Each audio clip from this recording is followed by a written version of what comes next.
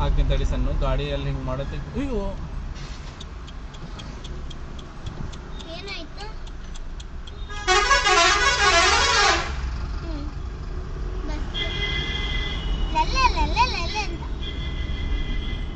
ನೋಡಿದ್ರಾ bus sound?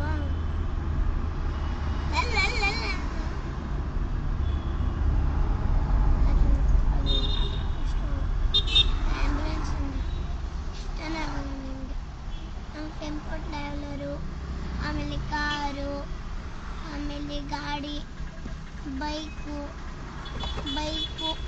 ಆಮೇಲೆ pickup van, ಆಮೇಲೆ ಆಟೋ